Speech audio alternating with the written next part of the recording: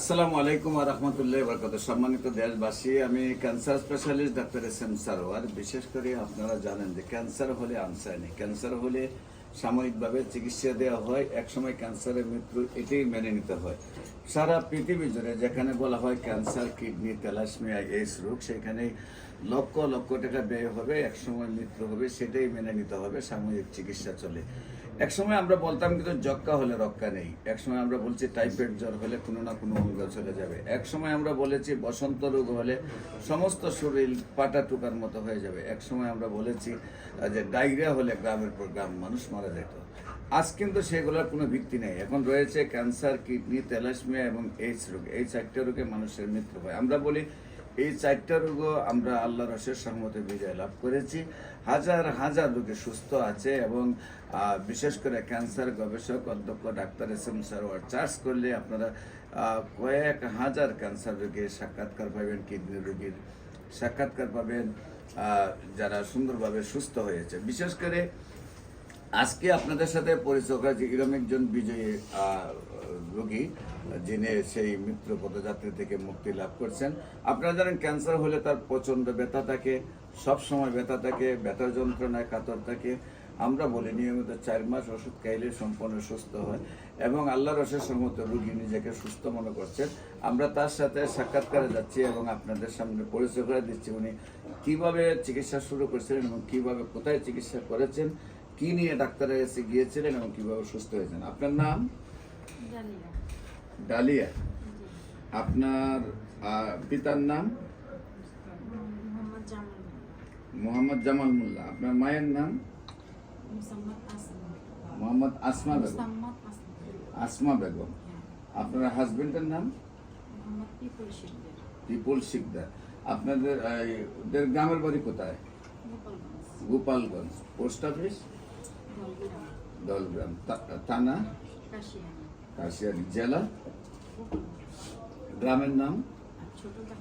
ছোট বাহিনী পাড়া। আপনার হাজবেন্ডের বাড়ি কোথায়? মোল্লারহাট। Post office? দাঁড়িয়ালা। থানা? মোল্লারহাট। জেলা? বাগেরহাট। তো আপনি প্রথম ডাক্তারের কাছে কেন গিয়েছিলেন এবং উনি তো আপনার হলো হাজবেন্ড, আপনার দুজনের কাছ থেকে আমরা জানতে চাই যে আপনি প্রথম কিসের জন্য ডাক্তারের কাছে গেলেন এবং টেস্টগুলো দেওয়ার পরে কি কি চিকিৎসাগুলো করছেন এবং আপনারা এখন শারীরিক অবস্থায় কিভাবে আছেন, একটু দেশবাসীর উদ্দেশ্যে। প্রথমে আমি মনে করছিলাম যে আমার পাইলসের সমস্যা, আমার ব্লাড যেত। তারপরে হচ্ছে যে আমি পপুলারে ডাক্তার দেখানোর পর আমার অনেকগুলো পরীক্ষা দেওয়ার পর হচ্ছে যে আমার ক্যান্সার ধরা পড়ে। তারপরে এলোপাতি অনেক, কোলন ক্যান্সার। আমি অনেক ট্রিটমেন্ট নিয়েছি, রেডিওথেরাপি দিয়েছি 28টা, তারপরে অনেক চিকিৎসা হয়েছে মোটামুটি। তারপরে ভালোর দিকেই তারপরে ওনারা বলছিল কেমোথেরাপি দিতে, তো আমি আর কেমোথেরাপি দিইনি। আবার অপারেশন করার কথা বলছিল, সেটাও করিনি। তারপরে এই ডাক্তারই দেখে পরে এখানে এসে চিকিৎসা নিয়ে আলহামদুলিল্লাহ মোটামুটি ভালোর দিকে। আপনি আমার কাছে আসার আগে এই কেমো দেওয়ার পরে রেডিওথেরাপি দেওয়ার পরে কি ব্যথা কম ছিল না ব্যথা ছিল?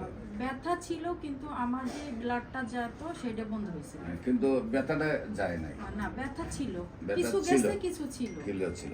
এখন কি আপনার কোনো ব্যথা আছে? না, ওরকম ব্যথা নাই, কিন্তু আমার অস্বস্তি হয়, একটু অস্বস্তি হয়। তো আপনি চিকিৎসা আমার কেন কতদিন করলেন? 4 মাস। নিয়মিত 4 মাস করছেন, এখন ব্যথা নেই?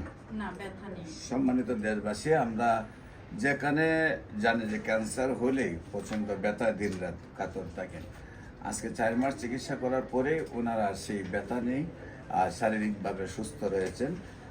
আপনারা দোয়া করবেন, দেশবাসীর কাছে দোয়া চাই, আল্লাহ যেন ওনাকে পূর্ণাঙ্গভাবে সুস্থ রাখেন। আমরা আপনাদেরকে বলবো যে কোনো ক্যান্সার, আপনার একদম মাথার চুল থেকে পায়ের নখ পর্যন্ত যে কোনো জায়গায় ক্যান্সার হলে সেটা নিয়মিত 4 মাস চিকিৎসা করলেই সম্পূর্ণরূপে রিপোর্টে সুস্থতা আসবে।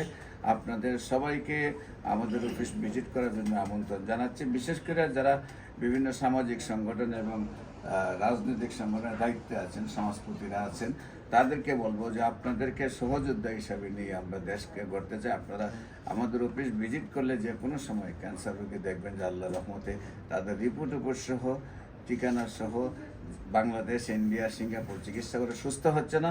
আল্লাহর অশেষ রহমতে আমাদের চিকিৎসা সুন্দরভাবে সুস্থ হচ্ছে, সেই প্রমাণটুকু আপনারা পাবেন। এছাড়াও আপনার ইউটিউবে ক্যান্সার গবেষক ডাক্তার এসএম সারোয়ার লিখলে আপনারা দেখবেন যে হাজার হাজার ক্যান্সার রোগী যারা 4টা 5টা অপারেশন হয়েছে এবং সুস্থ হয় না, তারপর আমার চিকিৎসা সুস্থ হয়েছে। সাধারণত উদাহরণস্বরূপ আপনারা সবাই সুপরিচিত জাতীয় সাংবাদিক সংস্থা কেন্দ্রীয় দপ্তর সম্পাদক হেলাল সাহেব, যিনি 2টা টেলিভিশন এবং 2টা পত্রিকার দায়িত্বে আছেন, ওনার ক্যান্সার হওয়ার পরে একদম পুরা গলাটা, কানে এক লতি থেকে আরেক লতি পুরা গলা অপারেশন হয়েছে। পিজির প্রধান আর 4জন ডাক্তার নিয়ে অপারেশন করেছেন।